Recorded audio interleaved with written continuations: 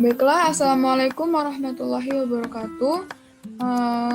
Saya di sini sebagai perwakilan oleh kelompok 1 akan membahas mengenai bab 2 mengenai elektrostatik yang dirujuk dari buku berjudul Introduction to Electrodynamics edisi 4 yang dikarang oleh David J. Griffiths.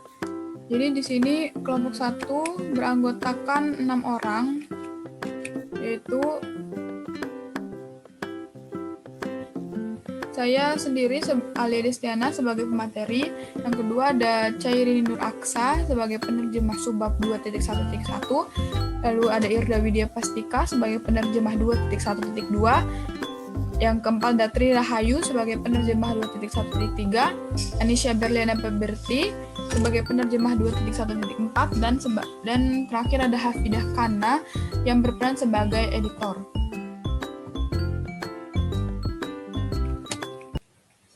Nah, langsung aja kita sebelumnya ada 4 subbab yang akan saya bahas pada kesempatan kali ini. Yang pertama ada pendahuluan, introduction, yang kedua hukum kolom, ketiga medanistik, dan yang keempat lanjutan dari medanistik district, continuous charge distribution. Ini merupakan medanistik dalam muatan kontinu. Kita akan bahas tentang muatan district dan muatan kontinu itu sendiri. Lalu kita ke introduction, pendahuluan. Masalah mendasar yang ingin kita pecahkan pada elektrodinamika saat ini adalah tentang beberapa muatan listrik. Di sini ada Q1, Q2, Q3, Q ke I. Ini merupakan sumber dari muatan sumbernya. Lalu ada muatan lain, ini Q yang disebut dengan muatan uji. Jika ada muatan sumber, pasti ada muatan uji. Lalu posisi dari muatan sumber diberikan sebagai fungsi waktu. Lintasan partikel uji akan dihitung. Nah, jadi R ini merupakan lintasan partikel ujinya. Untuk solusi masalah ini difasilitasi oleh prinsip superposisi. Difasilitasi oleh prinsip superposisi yang menyatakan bahwa interaksi antara dua muatan sama sekali tidak terpengaruh dengan kehadiran muatan lain. Artinya tidak untuk menentukan gaya pada Q. Kita bisa dulu hitung gaya F1 karena Q1 aja. Lalu bisa menghitung gaya F2 karena Q2 saja dan seterusnya. Akhirnya, jika ingin mengambil jumlah vektor dari semua gaya individu, maka gaya F1, F2, F3 bisa ditotalkan menghasilkan gaya totalnya. Jadi jika kita bisa menemukan gaya pada Q karena satu sumber muatan Q, pada prinsipnya kita sudah selesai. Nah, ini pada muatan-muatan ini, jika ingin mencari gaya-gayanya, maka gaya F1 kita bisa pakai Q1 aja, lalu gaya pada muatan kedua, gaya yang diakibatkan oleh muatan listrik Q2 itu F2, lalu seterusnya. Jadi sigmanya totalnya adalah penjumlahan dari gaya-gaya dari muatan sumber itu sendiri. Lalu kita ke hukum kolom. Berapakah gaya pada muatan uji Q karena muatan titik tunggal Q kecil yang diam sejauh jarak R. Nah, ini gambarnya. Ini muatan ujinya Q besar, muatan titik tunggalnya adalah Q kecil yang diam sejauh jarak R ini. Jawabannya berdasarkan eksperimen diberikan oleh hukum kolom, yaitu F sama dengan 1/4 pi epsilon 0 kali Q besar per R kuadrat dikali dengan vektor satuannya. R-P. Nanti kita akan tinjau hukum kolom ini berdasarkan persamaan Lagrangian, dari mana turunannya, dari mana asal mulanya gaya kolom ini berada. Lalu di sini epsilon 0 itu konstan, disebut permitivitas ruang kosong dalam satuan skala internasional dengan gaya dalam Newton atau dilambangkan dengan N, jarak dalam meter, dan muatan dalam kolom atau C besar. Nah, nilai dari epsilon 0 sendiri itu adalah 8,85 kali 10 pangkat min 12 kolom kuadrat per Newton meter kuadrat. R di sini adalah vektor pemisahan dari R aksen lokasi Q kecil ke R lokasi Q besar. Nah, vektor R itu sendiri adalah R dikurang R aksen, di mana R itu besarnya dan R topi adalah arahnya. Nah, ini kita akan meninjau hukum kolom berdasarkan Lagrangian, di mana untuk meninjau gerak dari kedua muatan, misalnya ada muatan Q kecil, Q besar ini, dua muatan ini mereka bergerak, maka ini bisa kita tinjau melalui energi kinetik dan energi potensial listriknya. Di mana energi kinetik dari gerak muatan ini adalah 1/2 mv kuadrat, dan energi potensialnya di sini adalah usaha, yang dimana energi potensial itu sendiri didefinisikan adalah usaha yang dilakukan untuk membawa satu satuan muatan uji positif dari daerah yang berjarak tak hingga ke daerah yang berjarak R dari muatan sumber. Jadi di sini usaha W sama dengan energi potensial, di mana besarnya adalah Q dikali V. V ini adalah potensial listrik itu sendiri. Potensial listrik itu definisinya adalah besarnya usaha untuk memindahkan tiap muatan satu kolom.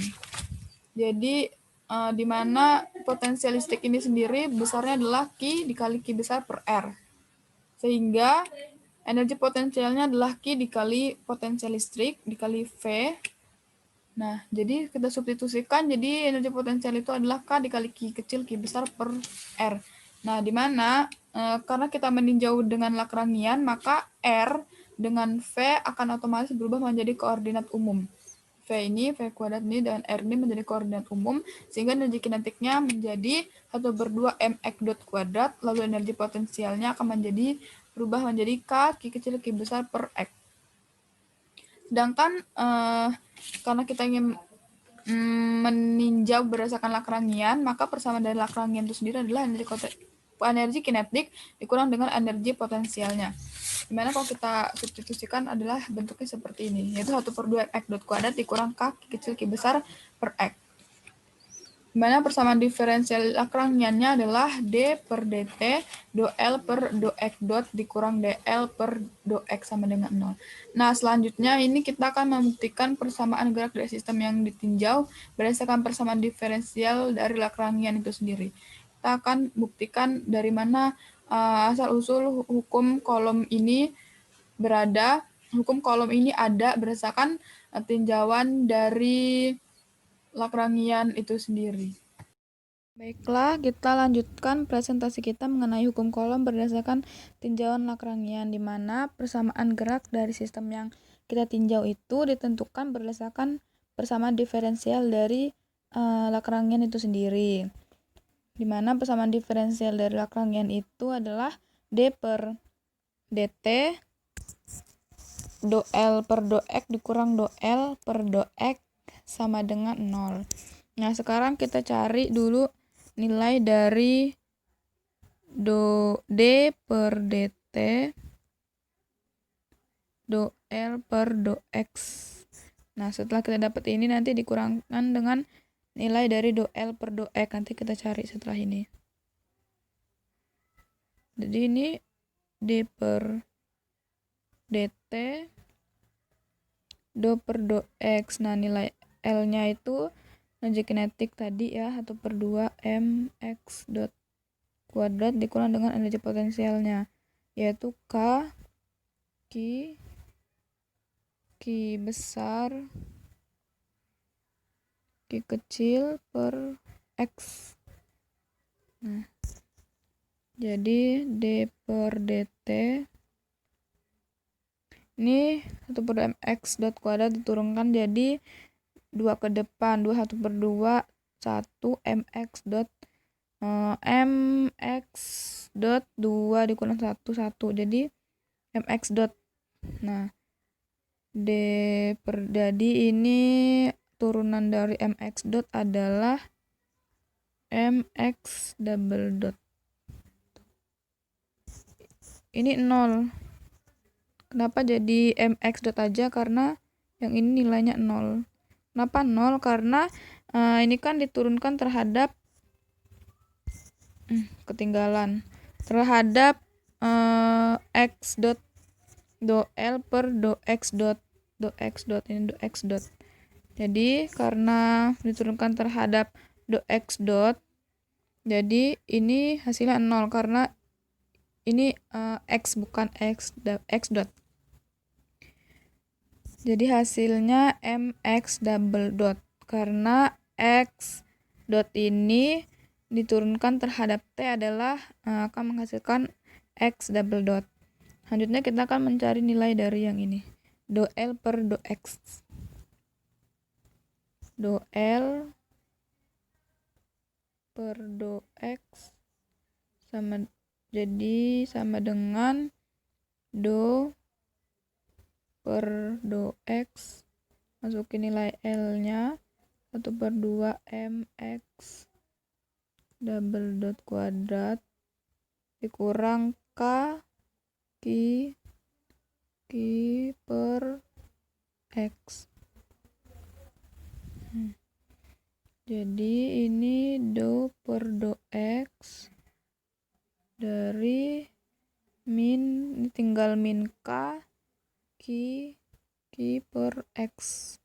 Karena ini 0 juga, 0 karena diturunkan terhadap X ini, sedangkan yang ini X dot, sehingga ini adalah min Q besar Q kecil dari do per do X, tinggal ini ya kan, min Q nya pindah ke depan jadi 1 per X, 1 per X. Jadi ini akan menghasilkan min Q besar Q kecil min X pangkat min 2, karena kan ini kok 1 per X diubah jadi X pangkat min 1, nah diturunin jadi min 1 min 1, jadi hasilnya min 2, jadi min X min 2. Nah ini hasilnya negatif sama negatif, jadi positif. Q besar Q kecil X pangkat min 2. Nah jadi nilai dari do L per do X ini adalah Q besar Q kecil per X kuadrat. X kan kalau pindah ke bawah jadi minusnya berubah jadi positif. Nah setelah ini kita substitusikan lagi ke ini, ke persamaan yang ini, persamaan yang ini, nilai hasil yang tadi, hasil yang ini sama yang ini. Oke, kita substitusikan sekarang. Jadi tulis aja ya lagi, D per dt. Jelek lagi. Ulang.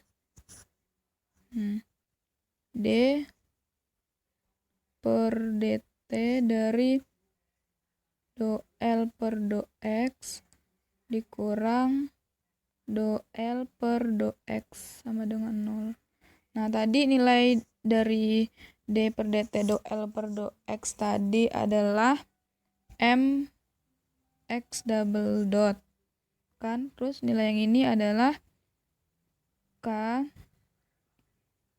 Q besar Q kecil per X kuadrat sama dengan 0.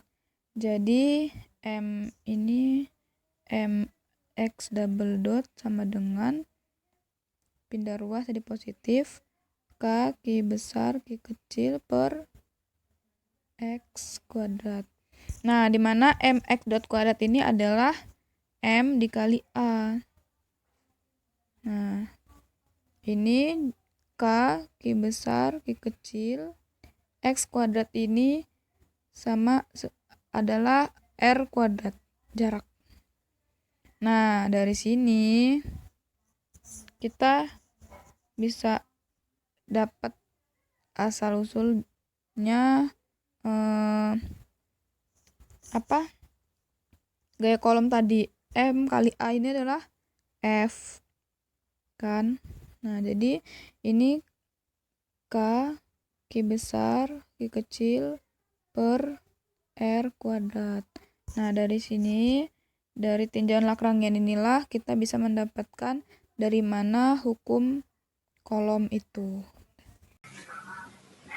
Nah, jadi inilah hukum yang menyatakan bahwa gaya antara kedua muatan itu sebanding dengan perkalian antara kedua muatan tersebut dibagi dengan kuadrat jarak antara kedua muatan, di mana K di sini ini adalah konstanta kolom yang besarnya adalah 1/4 pi epsilon 0.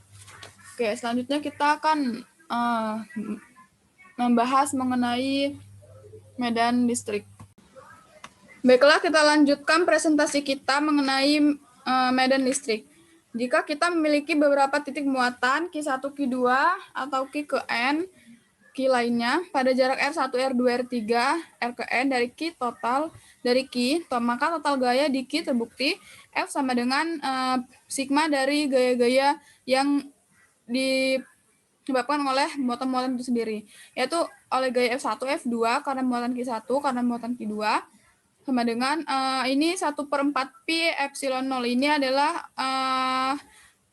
nilai dari konstanta kolom, dan ini jadi tadi gaya dari kolom kan kita udah dapat bahwa gayanya itu K kali Q1 Q besar per R kuadrat dikali dengan vektor satuannya R topi. Nah, jadi gaya total itu adalah sigma dari gaya-gaya dari yang dipengaruhi oleh muatan-muatan itu sendiri.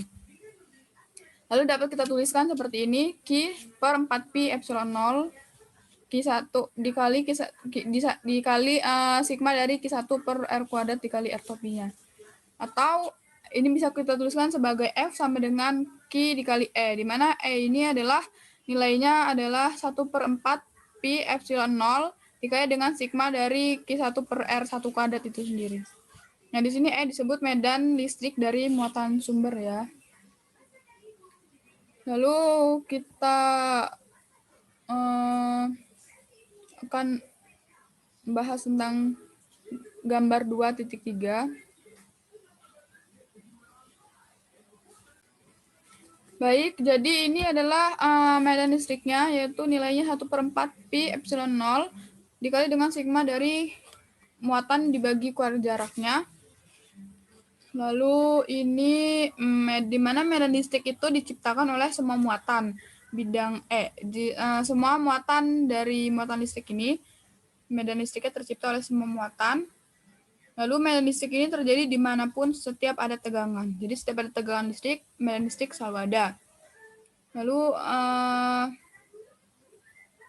medan listrik dihasilkan di sekitar partikel yang mengandung muatan listrik. Ya, jelas. Mengandung, jadi medan listrik itu akan ada setiap ada partikel yang mengandung muatan listrik. Kekuatan medan listrik berkurang dengan cepat saat menjauh dari sumbernya. Lalu muatan positif dari muatan-muatan ini, jika muatannya adalah sama, muatannya sama positif-positif, maka akan ditolak menolak ya. Kalau misalkan dia berlawanan arah, berlawanan muatannya, maka akan tarik menarik. Lalu medan magnet itu adalah adalah medan yang dihasilkan benda bermuatan listrik yang bergerak. Gitu. Jadi ketika muatan-muatan listrik ini tidak bergerak, maka akan menghasilkan medan listrik. Namun ketika muatan-muatan ini bergerak, akan menghasilkan medan magnet. Di mana arah medan listrik E dan medan magnet bergerak itu saling tegak lurus, dinamakan medan elektromagnetik. Dan medan elektromagnetik itulah yang dinyatakan oleh persamaan Maxwell, yaitu seperangkat persamaan diferensial parsial yang menghubungkan E medan listrik dan B medan magnet dengan sumbernya, kerapatan arus dan kerapatan muatan. Jadi dari sini kita dapat menyimpulkan bahwa medan listrik sebenarnya adalah gaya persatuan muatan yang dialami oleh muatan titik-titik tidak bergerak di lokasi tertentu di dalam medan tersebut. Sedangkan medan magnet dideteksi oleh gaya yang diberikannya pada partikel magnetik lain dan muatan listrik yang bergerak. Lalu kita lanjut ke pembahasan mengenai contoh soal. Contoh soal berapa ini? 2.1. Carilah medan listrik pada jarak Z di atas titik tengah antara dua muatan yang sama, kecil, dengan jarak terpisah sejauh D pada gambar. Nah, ini gambarnya. Ini R di sini merupakan besaran vektor, ini pada sumbu Z dan sumbu X. Lalu ini ada muatan di sebelah kiri, dan ini akan mengakibatkan adanya medan listrik di sebelah kanan. Ini E1 ini adalah medan listrik yang timbul akibat muatan di sebelah kiri, dan ini medan listrik di sebelah kiri timbul akibat muatan yang berada di sebelah kanan, di mana yang ini adalah jaraknya Z dan ini D/2. Lalu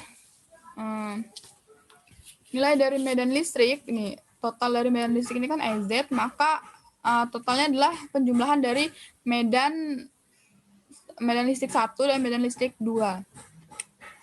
Di mana kalau kita substitusikan adalah sama dengan 1/4 pi epsilon 0 dikali Q per R kuadrat ditambah 1/4 pi epsilon 0 dikali R kuadrat dikali cos theta. Nah ini kan setelah diproyeksikan membentuk sudut theta di sini kan.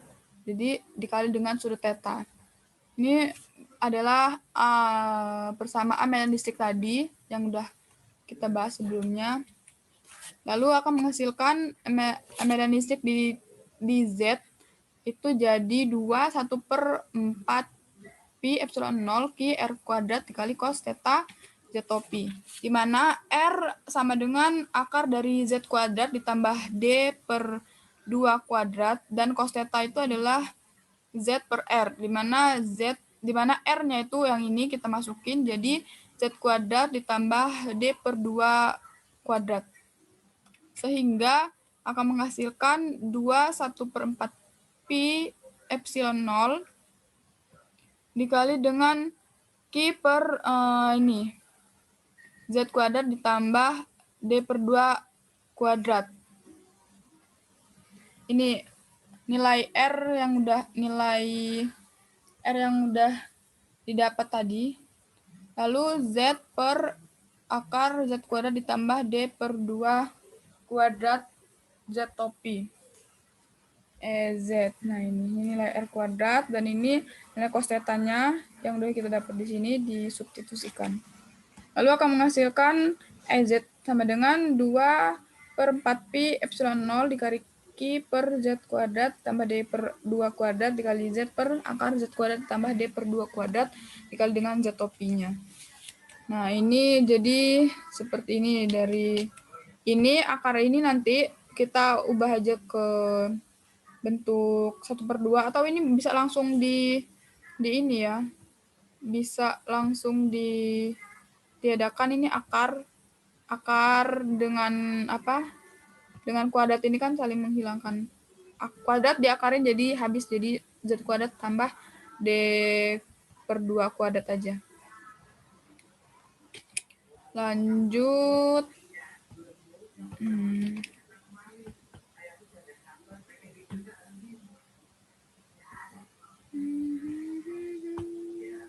Lanjut. Jadi bentuknya kita, nah ini saya ubah jadi pangkat 1/2 akarnya tadi biar mudah penghitungan sebenarnya. Jadi ini tinggal 2 sama 2 dicoret jadi pangkatnya tinggal pangkat 1. Nah ini ya ini. Jadi ini medan listrik di titik Z jadinya 2 ini ya kan, 1 QZ ini dikalikan jadi 2 QZ per 4 pi epsilon 0 dikali, nah ini Z kuadrat tambah D/2 kuadrat dikali dengan Z kuadrat tambah D/2 kuadrat pangkat 1/2, ini hasilnya jadi pangkat 3/2, karena kan 2 ditambah dengan 1/2 ya. Kan kalau dikali pangkat tuh akan ditambah, jadi 2 ditambah 1/2 jadi hasilnya 3/2. Bentuknya seperti itu. Lalu karena ini Z sangat besar dari D, jadi Z kuadrat ditambah D kuadrat ini D/2 kuadrat bisa digantikan dengan Z kuadrat, sehingga akan menghasilkan energi bisa menghasilkan medan listrik di titik Z ini jadi 2 QZ per 4 pi epsilon 0. Nah ini yang dalam kurung ini diganti jadi Z kuadrat jadi pangkat 3/2, sehingga akan menghasilkan 2 QZ per 4 pi epsilon 0 Z pangkat min 3. Ini 2 yang ini sama mencoret ya tinggal 3 Z pi. Lalu hasil akhirnya adalah ini 2 Q per 4 pi epsilon 0 Z kuadrat dikali Z pi. Gitu. Jadi inilah medan listrik yang ada di titik Z akibat dari kedua muatan tadi. Lalu kita akan membahas mengenai pengisian terus-menerus. Ini merupakan medan listrik dalam muatan kontinu. Oke, medan listrik pada muatan kontinu. Kita telah mengasumsikan bahwa sumber medan listrik itu adalah koleksi dari titik diskrit QI. Sebelumnya kita tadi bahas tentang medan listrik pada muatan diskrit, maka sekarang kita akan membahas muatan medan listrik pada muatan kontinu. Muatan yang didistribusikan terus-menerus di beberapa wilayah, di garis, di permukaan maupun di volume, sehingga nanti penjumlahannya itu menjadi integral. Maka ini adalah medan listrik di dalam muatan kontinu.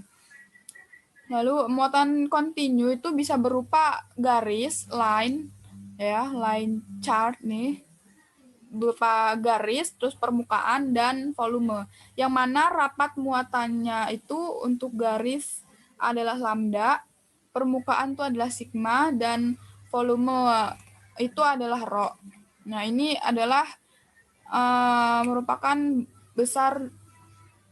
rapat muatannya yang lambda, sigma, dan rho ini. Lalu Q sama dengan lambda L, Q sama dengan sigma A, Q sama dengan rho V. Ini adalah merupakan besar muatannya. Lalu untuk untuk delta Q sama dengan lambda kali delta L, delta Q sama dengan sigma dikali delta A, delta Q sama dengan rho dikali delta V. Ini merupakan elemen muatannya. Lalu ini diferensialnya dari elemen muatan itu. Nah, ini adalah medan listriknya bersama medan listrik yang awal, yaitu Q dikali Q per R kuadrat dikali dengan R kuadrat dikali dengan R topinya. Lalu jika kita ini ubah ke delta E, ke elemen medan listriknya itu K kali delta Q per R kuadrat dikali R topi. Maka diferensial dari medan listrik itu sendiri adalah K dQ per R kuadrat dikali R topi.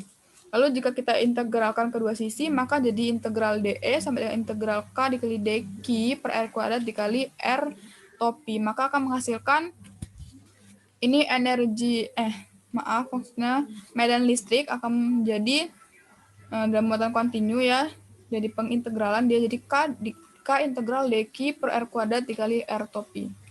Nah, di mana dQ ini adalah terbagi menjadi 3. Bisa berupa garis, permukaan, volume. Jadi dQ ini bisa kita ubah jadi di mana garis ya.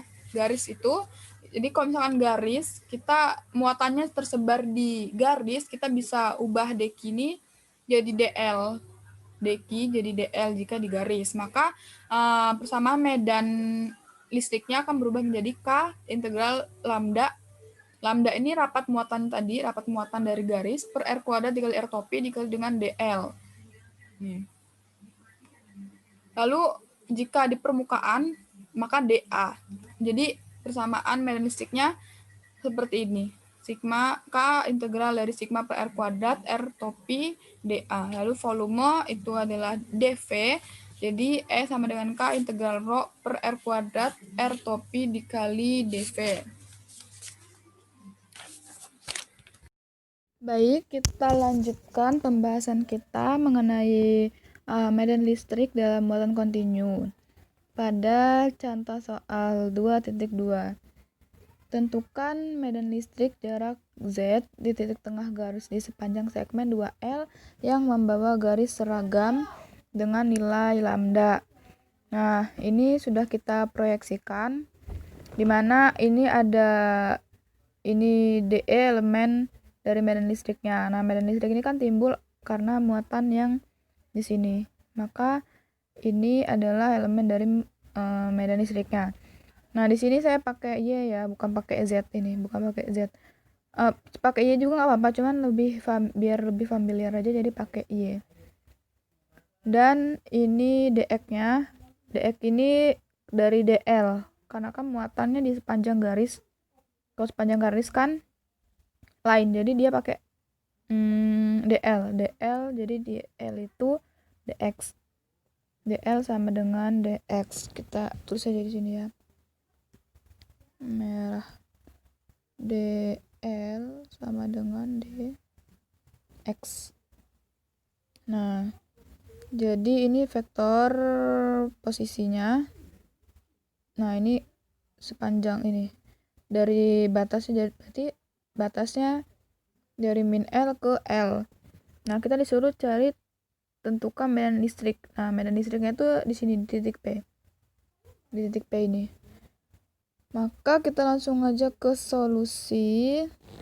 Kita cari solusinya. Pakai yang hitam aja. Solusi.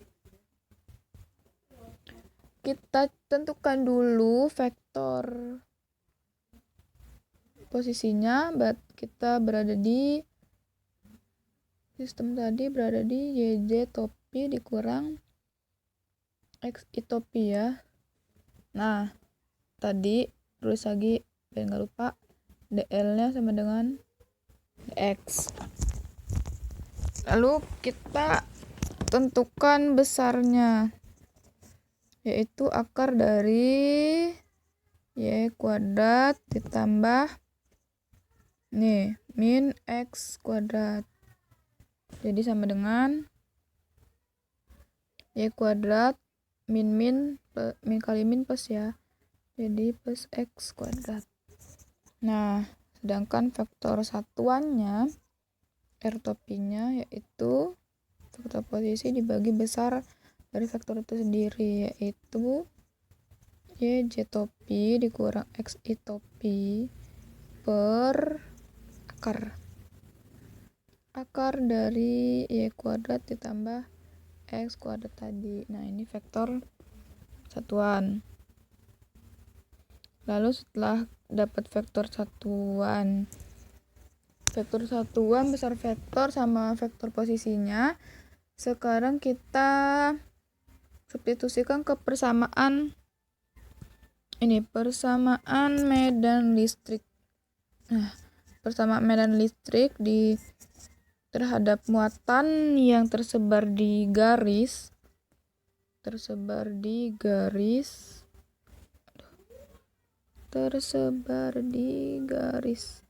atau line itu adalah rumusnya ini. Rumusnya biar diingat. E sama dengan K integral dari lambda. Nah, lambda ini dapat muatan pada garis.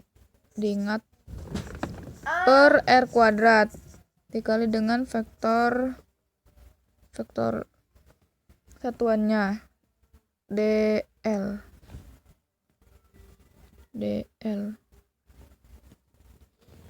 Jadi E-nya sama dengan K integral batasnya min L sampai L lambda per R kuadrat.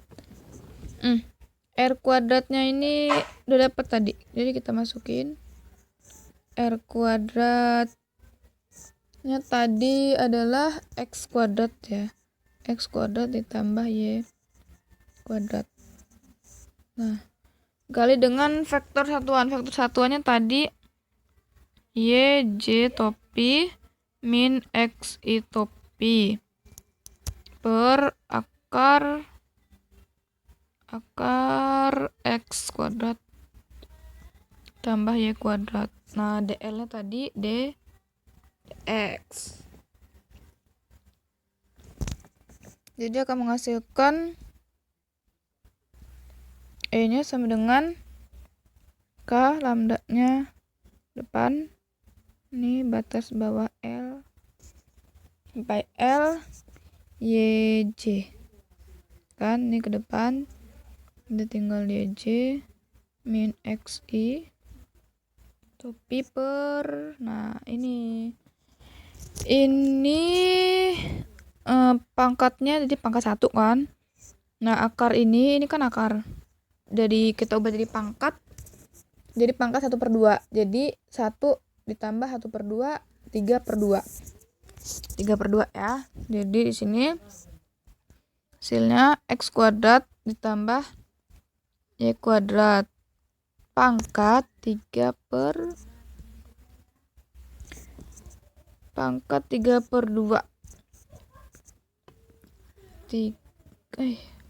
Tiga, susah amat. 3/2. Ini pangkat ya ini tuh. Di pangkat 3/2 dx. Nah, tuh. Jadi medan listriknya K lambda, batasnya min L sampai L, YJ min X I, YJ topi min X I topi per X kuadrat tambah Y kuadrat pangkat 3/2 ya. Ingatkan 3/2 ini dapat dari pangkat ini, pangkat 1 ditambah dengan pangkat setengah, karena akarnya dirubah jadi pangkat setengah. Lalu kita lanjut lagi. Nah, ini lanjut, jadi dari sini kita kita memakai sifat integral ya, kita masing-masingkan. Jadi K lambda batasnya min L sampai L, YJ per X akar X kuadrat tambah Y kuadrat pangkat 3/2 dx dikurang integral dari batas min L sampai L. Nah, ini XI topi per X kuadrat ditambah Y kuadrat pangkat 3/2 dx. Oh iya, ini salah. Ini nggak ada akarnya lagi. Aduh.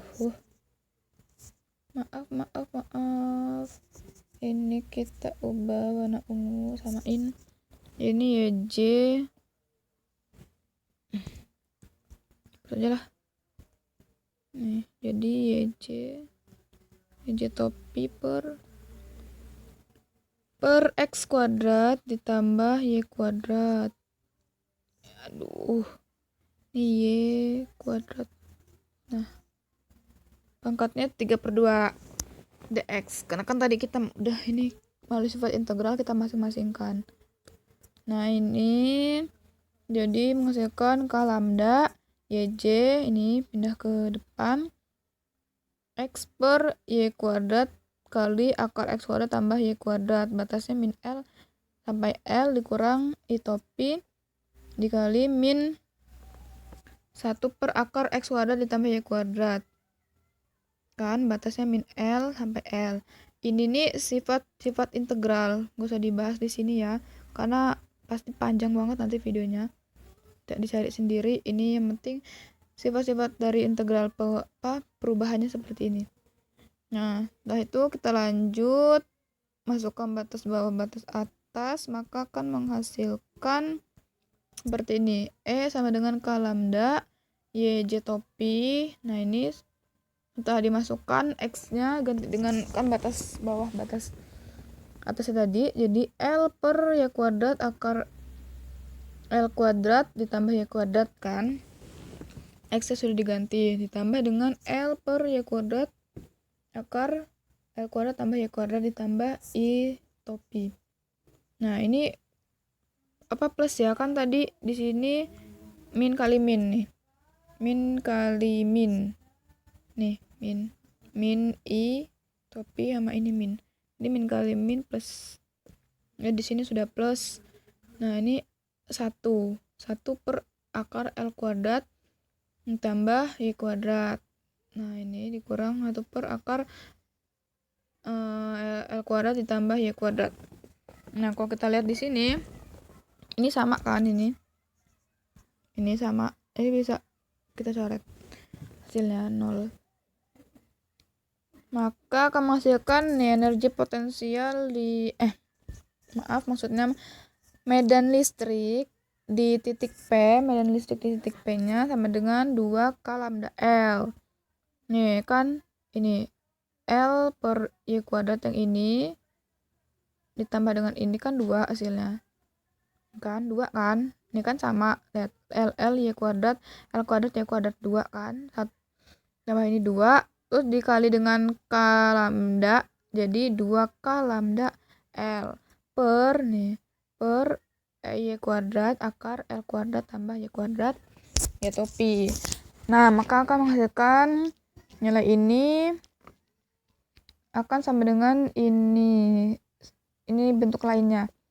K di sini, K itu kan nilainya adalah 1/4 pi epsilon 0, ya kan? Jadi mau nulis bentuk ini atau mau nulis bentuk ini sama aja, karena ini 1/4 pi epsilon 0 cuman merupakan nilai dari K.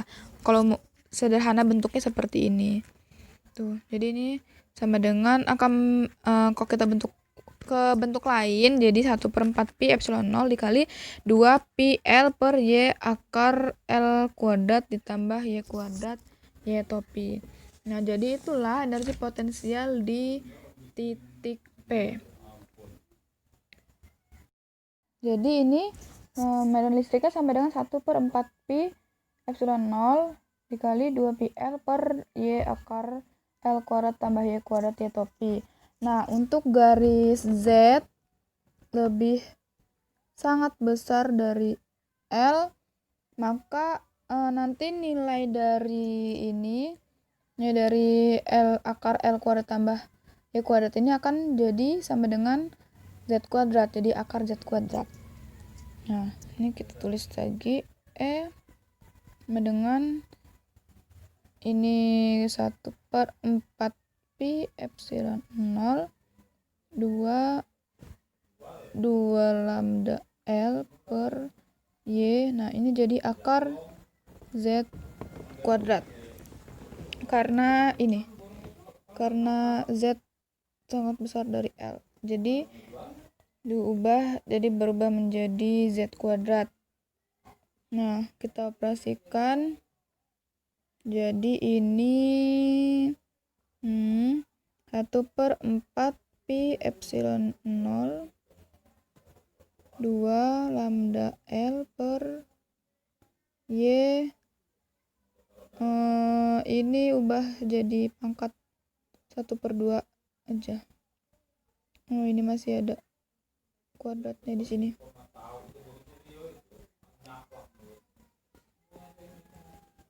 Ini jadi Y kuadrat ubah jadi 1/2. Oh iya, kita kan tadi pakainya ini Y. Kita pakai Y, jadi Y kuadrat. Ya, kita pakainya Y tadi, bukan Z. Y. Nah, gitu. Jadi ini kita operasi lagi. Nah, ini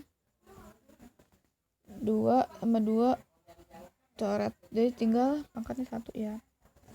Jadi sama dengan 1/4 pi epsilon 0 nya itu 2 lambda L per Y kuadrat per Y kuadrat. Ya, Y kuadrat. Ini kan tinggal 1, jadi kali dengan Y yang depan jadi Y kuadrat. Nah, inilah. Jadi hasil akhirnya dari medan magnet di titik P adalah ini. 1/4 pi epsilon 0 dikali 2 lambda L per Y kuadrat. Demikian presentasi dari kelompok kami. Terima kasih. Wassalamualaikum warahmatullahi wabarakatuh.